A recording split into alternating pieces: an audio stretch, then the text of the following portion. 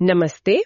आज हम जिस कहानी की परतों को खोलने जा रहे हैं वो अंग्रेजी साहित्य का एक बहुत ही खूबसूरत किस्सा है। जेरोम वीडमैन की the night I met Einstein. हाँ, अब पहली नजर में तो लगता है कि ये बस एक मशहूर वैज्ञानिक से एक नौजवान की मुलाकात है। लेकिन ये कहानी उससे कहीं ज्यादा गहरी है। बिल्कुल।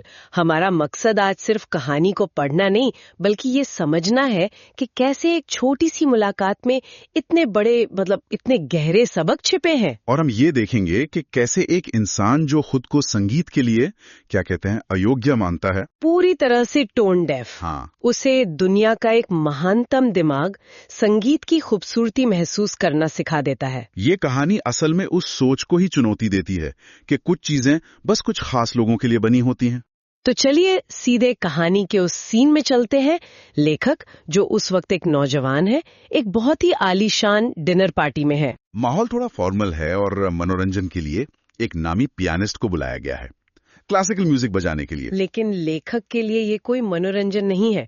उनके लिए तो ये एक तरह की सजा है, क्योंकि वो साफ कहते हैं कि मैं टोन डेफ हूँ। और ये टोन डेफ होना सिर्फ एक शब्द नहीं है, ये एक एहसास है। एक एहसास कि आप किसी खास क्लब का हिस्सा नहीं है। जैसे कई लोग कहते हैं ना कि भाई हमें पेंटिंग समझ नहीं आती या हमें कविता महसूस नहीं होती। सही। तो लेखक को भी यही लगता था कि शास्त्रीय संगीत की दुनिया का दरवाजा उनके लिए हमेशा के लिए बंद है। इसीलिए जब कॉन्सर्ट शुरू हुआ तो वो बस बोर हो रहे थे, उनका ध्यान ही नहीं था। और कमाल की बात तो ये है कि जब धुन खत्म हुई और सबने तालियां बजाईं, तब उन्हें एहसास हुआ कि अरे कुछ चल भी रहा था। और ठीक उसी पल उन्हें एक शांत लेकिन बहुत असरदार आवाज सुनाई देती है।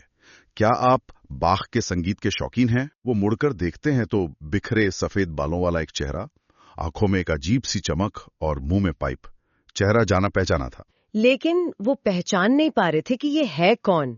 और यहाँ लेखक एक अजीब सी दुविधा में फंस जाते हैं। बिल्कुल, उनके सामने कोई बहुत बड़ा, बहुत सम्माननीय व्यक्ति बैठा है। वो चाहते तो उन्हें इम्प्रेस करने के लिए झूठ बोल सकते थे। हाँ, कह सकते थे, अरे वाह, बाख तो मेरे पसंदीदा है। लेकिन उन्होंने वो नहीं किया। उन्होंने ईमानदारी चुनी और साफ कह दिया, मुझे बाघ के बारे में कुछ भी नहीं पता, मैंने उन्हें कभी नहीं सुना। ये सुनना उस व्यक्ति के लिए इतना शॉकिंग था, जैसे किसी ने कह दिया हो कि उसने कभी नहाया ही नहीं।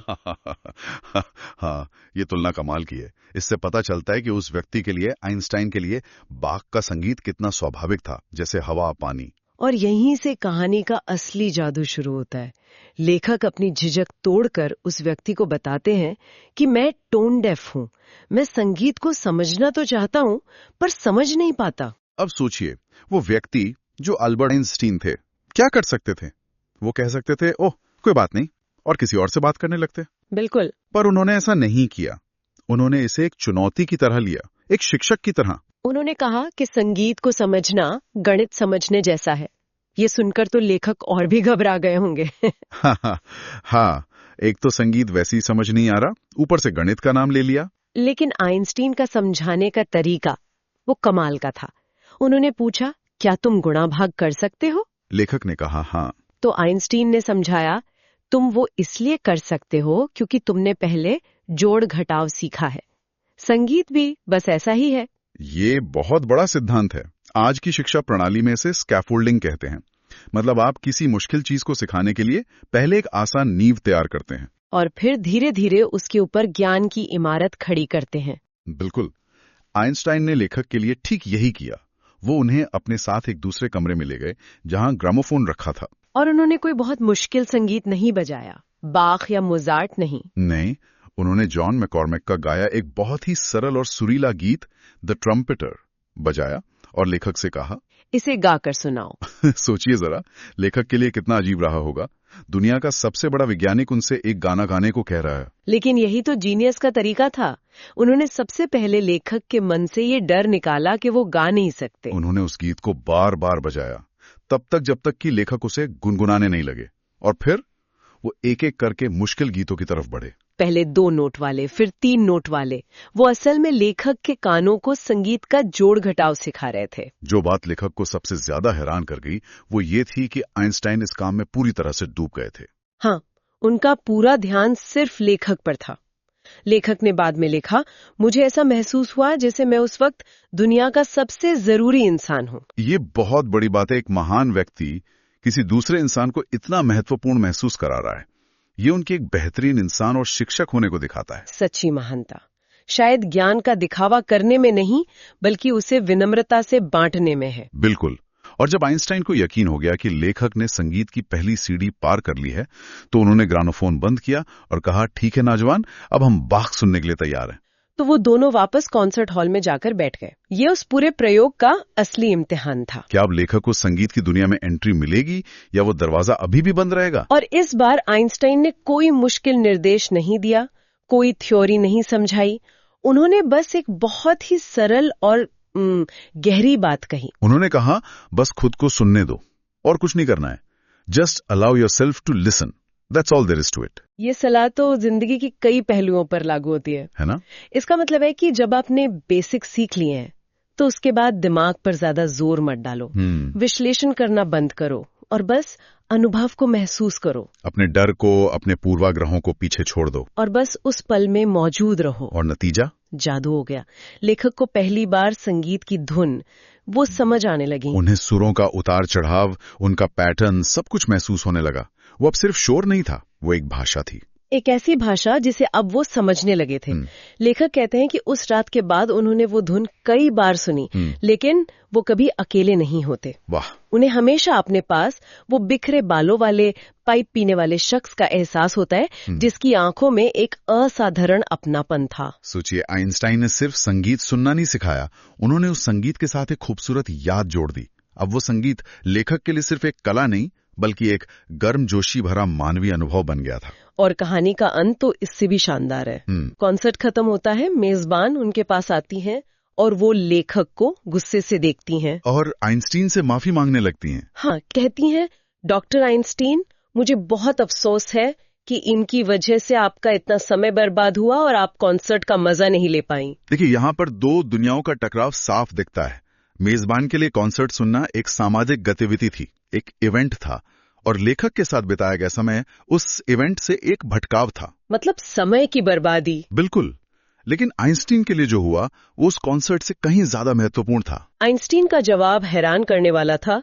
उन्होंने कहा, मुझे भी अफसोस है, लेकिन मेरा ये नौजवान दोस्त और मैं उस सबसे महान काम में लगे हुए थे जो एक इंसान कर सकता है। मेजबान चौंक जाती है, पूछती है, सच में? और वो क्या था? तब आइंस्टीन मुस्कुराते हैं, अपना हाथ लेखक के कंधे पर रखते हैं और वो यादगार शब्द कहते हैं जो इस कहानी का दिल है। Opening up the frontiers of beauty. सुंदरता के नए दरवाजे खोलना। वाह! इसका मतलब क्या है? ये सिर्फ संगीत सिखाने से तो कहीं ज्यादा बड़ी बात है। बहुत ज्यादा। ये इस विचार को ही बदल देता है कि महान काम आखिर होता क्या है। अच्छा। महान काम सिर्फ कोई नई खोज करना या कोई महान कलाकृति बनाना नहीं है। महान काम ये भी है कि आप किसी दूसरे इंसान के लिए सुंदरता और अनुभव की एक ऐसी दुनिया का दरवाजा खोल दें जिसे वो इंसान अपने लिए हमेशा बंद मान चुका था। आइंस्टीन ने लेखक के लिए ठीक यही किया। उन्होंने साबित किया कि सुंदरता का कोई सरहदी इलाका नहीं होता। उस तक पहुंचने के लिए बस एक सही गाइड, एक सही शिक्षक की जरूरत होती है। कमाल है ना? मतलब एक ही कमरे में दो लोग एक ही घटना को देख रहे हैं। मेजबान को वो समय की बर्बादी लग रहा है और आइंस्टीन के लिए वो इंसानियत का सबसे महान काम है। सब कुछ नजरिए का खेल है। और ये कहानी हमें ये भी सिखाती है कि किसी को कुछ सिखाने के लिए सिर्फ ज्ञान होना काफी नहीं है। उसके लिए धैर्य चाहिए, सहानुभूति चाहिए और सामने वाले के स्तर पर उतरने की इच्छा होनी चाहिए। आइंस्टीन अगर चाहते तो लेखक को संगीत पर एक लंबा लेक्चर दे सकते थे, लेकिन वो जानते थे कि असली बदलाव लेक्चर से नहीं, अनुभव से आता है। तो इस पूरी चर्चा से जो बड़े विचार निकल कर आते हैं, वो सिर्फ किसी परीक्षा के लिए नहीं है, वो जिंदगी के लिए है। सही बात है। पहला तो ये कि हमें कभी ये नहीं मान लेना चाहिए कि कोई चीज हमारे लिए नहीं बनी है। शायद हमें बस सही तरीका या सही शिक्षक नहीं मिला। और दूसरा, आइंस्टीन का चरित्र, वो हमें सिखाता है कि सच्ची प्रतिभा विनम्र होती है और ज्ञान बांटने में खुशी महसूस करती है। और सबसे जरूरी बात, वो आखिरी पंक्ति, सुंदरता के नए दरवाजे खोलना। ये हमें एक नया मकसद देता है। हम सब अपनी अपनी दुनिया के विशेषज्ञ हैं, कोई खाना बनाने में, कोई कहानी सुनाने में, कोई तकनीक समझाने में। हम सब किसी न किसी के लिए सुंदरता का एक नया दरवाजा खोल सकते हैं। बिल्कुल। तो जाते जाते हमारे श्रोताओं के लिए सोचने वाली बात यही है। ये कहानी पूछती है कि महानता क्या है? क्या ये सिर्फ व्यक्तिगत उपलब्धियों में है या फिर किसी और के जीवन में एक छोटी सी खिड़की खोलने में है, जहां से उसे एक ऐसी दुनिया दिखे जो उसने पहले कभी नहीं देखी थी? हम अपनी रोजमर्रा की जिंदगी में किसी और के लिए वो आइंस्टाइन कैसे बन सकते हैं?